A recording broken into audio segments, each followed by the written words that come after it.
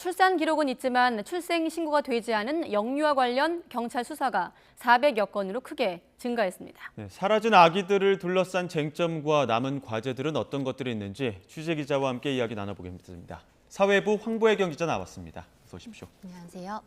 네, 지난주에는 온라인 불법 입양 가능성 문제를 중심으로 황보혜경 기자와 이 문제를 다뤘고, 오늘은 경찰의 출생 미신고 아동 수사 건수가 얼마나 증가한 겁니까? 네, 출산 기록은 있는데 출생 신고는 안 된 영유아를 찾는 경찰 수사가 확대되고 있습니다. 네.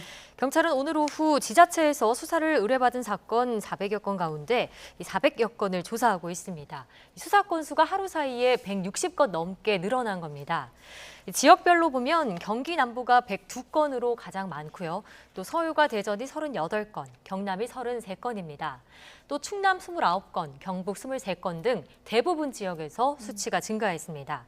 또 인천은 오늘 오후 4시 반 기준으로 60건으로 늘었습니다. 네, 혹시 헷갈리실까 봐 인천은 지금 29건이 아니고 네, 60건으로 늘어난 60건으로 상황입니다. 정정하겠습니다. 예. 네, 이 가운데 숨진 것으로 확인된 아동은요, 또 4명이 더 늘어서 15명이 됐습니다. 경기 과천시에 사는 부부 사이에서 지난 2015년에 태어난 아기가 병원에서 사망한 사례 등이 새로 확인됐습니다. 또 현재 소재와 또 생사가 확인되지 않은 영유아는 350여 명에 달합니다. 네, 지금까지 드러난 안타까운 소식들도 많은데 그간 언론에 보도됐던 사건 수사에는 진척이 좀 있습니까? 네, 하나씩 살펴보겠습니다. 우선 4년 전에 낳은 아이를 방치해서 숨지게 한 혐의로 구속된 20대 여성 A씨에 대한 경찰 수사는 여전히 난항을 겪고 있습니다.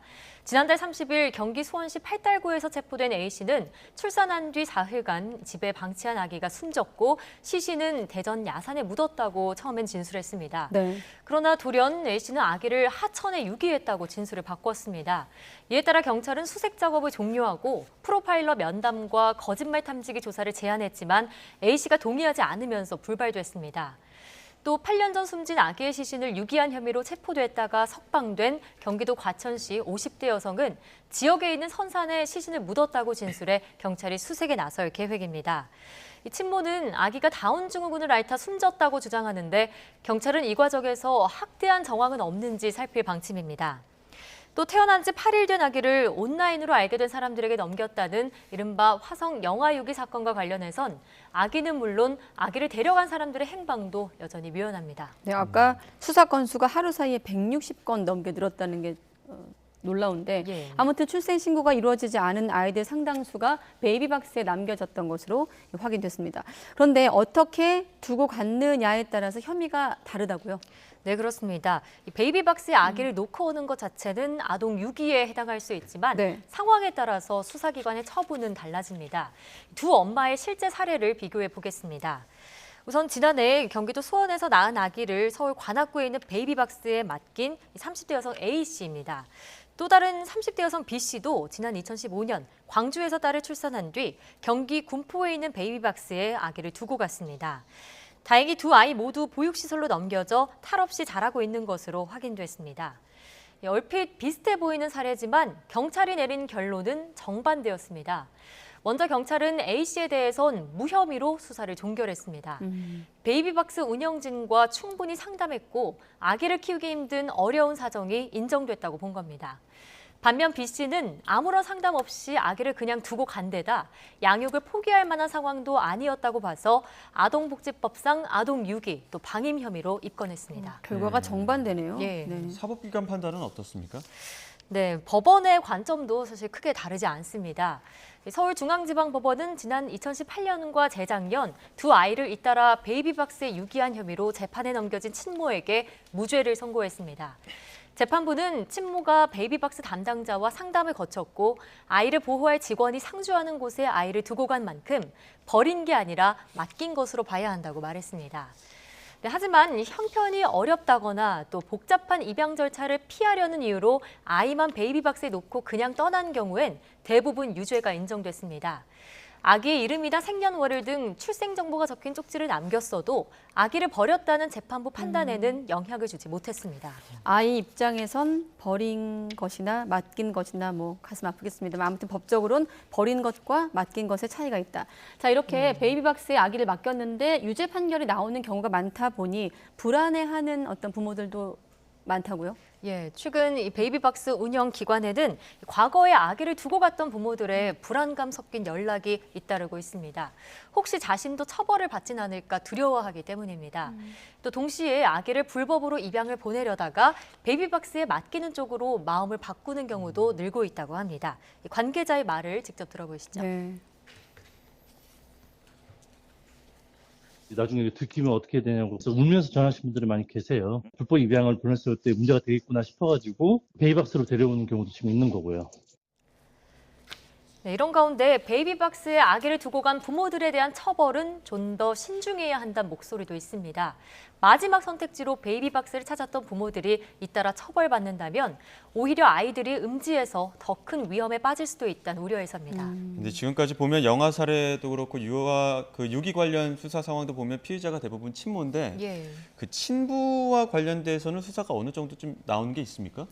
네, 앞서 이 4년 전에 낳은 아기를 방치해 숨지게 한 20대 여성 사건의 경우에는 아이의 친부는 일찌감치 경찰 수사선상에서 제외됐습니다.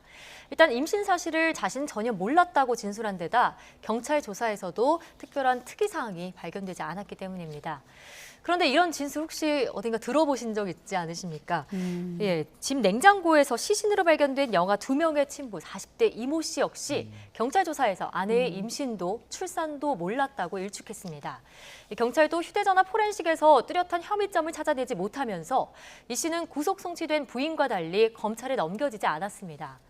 태어난 지 8일 된 아기를 온라인으로 알게 된 사람들에게 넘겼다는 이른바 화성 영아 유기 사건에서도 경찰은 친모에게는 영아 유기, 친부에게는 유기 방조 혐의를 적용했습니다. 아기를 건네는 현장에 둘이 같이 나갔다고 인정을 했는데도 엄마가 유기를 주도했고 아빠는 상황을 지켜보는 데 그쳤다고 판단한 겁니다. 또 경기도 과천시 영아 사체 유기 사건에서도 친모에게만 수사가 집중될 뿐 친부인 남편은 현재까지 참고인 조사도 받지 않았습니다. 네, 그래서 같이 아이를 낳아놓고 버리면 엄마만 처벌받는다. 처벌하는 건 말도 안 된다. 이런 댓글이 또 화제가 되기도 했는데 어떻습니까? 실제 수치로도 확인되나요? 네, 영아 살해나 유기 혐의로 입건된 피의자들의 통계를 살펴보겠습니다. 네, 지난 2013년부터 9년 동안 영아를 살해하거나 유기한 혐의로 경찰에 붙잡힌 447명 가운데 남성은 78명, 17%로 집계됐습니다. 영아 살해와 유기죄의 처벌 대상이 직계 존속, 보통 부모인 것을 고려하면 피의자 10명 가운데 친부는 2명도 안 되는 셈입니다. 전문가들은 수사기관부터 친모에게 초점을 맞추는 데다 법률 조항마저 여성을 가해자로 전제한다고 지적합니다. 그러다 보니 친모만 고스란히 책임을 지게 된다는 건데요. 네. 직접 들어보시죠.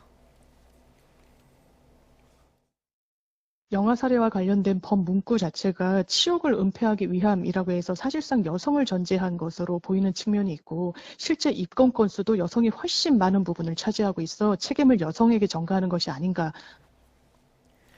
친부도 아이를 함께 낳은 만큼 보다 적극적으로 수사해야 한다는 지적입니다. 네, 이렇게 영아 살해나 유기 근본적으로 좀 예방할 수 있는 방안은 없는 겁니까? 우선 아기를 키울 여력이 안 되는 가정, 특히 미혼모에 대해서 지원을 강화할 필요가 있습니다.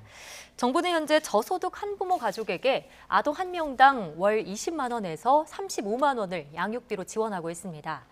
다만 출생신고가 된 아동들에게 심사를 거쳐서 지원하는 방식이라서 미혼모가 출생신고를 꺼릴 경우 지원비도 받을 수 없게 됩니다. 이처럼 출생신고가 안 된 사각지대에 놓인 아동을 찾아내서 공공기관이 임시번호를 발급해 긴급 복지를 제공하는 사회복지 전산관리번호 제도도 마련돼 있는데요.